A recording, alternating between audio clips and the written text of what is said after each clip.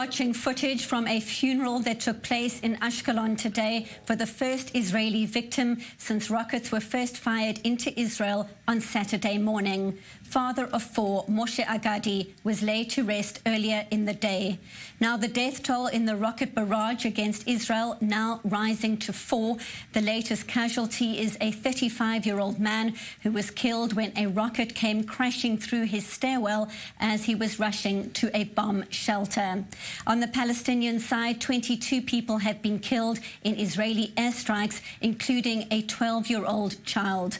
More than 600 rockets have been fired from Gaza into Israel since Saturday morning, 200 of them intercepted by Israel's Iron Dome missile defense system. Israel's security cabinet has meanwhile instructed the IDF to continue striking targets in the Gaza Strip, citing that the main consideration is the security of the state and its citizens. Joining me now from Jerusalem is Israeli Ambassador to the United Nations, Danny Danon. Thank you so much for your time, Ambassador. We're hearing just a short while ago the UN Secretary-General, Antonio Guterres, calling for maximum restraint, condemning in the strongest terms the launching of rockets into Israel.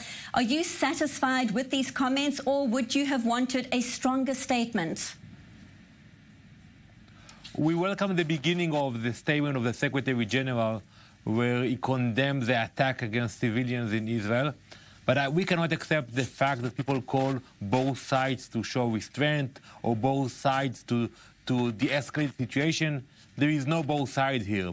You have one side, which is a terrorist organization, which committed a double war crime by using civilian population and targeting civilian population. And you have the state of Israel, who defends our people. So you cannot call both sides. We expect a clear condemnation of Hamas and Islamic Jihad, and we expect the Security Council to finally designate Hamas as a terrorist organization, exactly like they did with Al-Qaeda, with ISIS. It is about time that they will do the same with Hamas.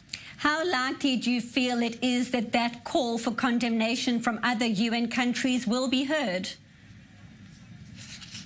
Well, as we speak, I'm in Israel right now with a delegation of UN ambassadors, and the ambassadors today spoke with me, and I think we do have the support of the international community today about what's happening in Israel. They understand that we are doing everything we can to minimize the number of civilian casualties, but no country will sit idly by when you have 600 rockets targeting our civilian population, our cities.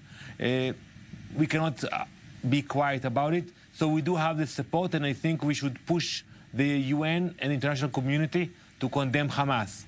Now, Ambassador, it's quite clear that both Hamas and Israel understand each other's red lines. Many defense insiders are saying Israel doesn't want Hamas to be disbanded from Gaza, that Israel actually prefers Hamas to be there. Why would that be the case? Is the alternative more dangerous? Your thoughts? Oh, I beg to differ with you. I don't think we want Hamas to stay in power. I think in the long run, in the future, if you want to think about the future for the people of Gaza, we all know that Hamas cannot be there. Hamas is a terrorist radical organization. And once Hamas will be exterminated, you're going to have a celebration not here in Jerusalem, in Gaza. The people in Gaza will celebrate that because they know what Hamas is doing, using the funds that they receive from the international community to build tunnels, to build rockets. They are not helping the people in Gaza.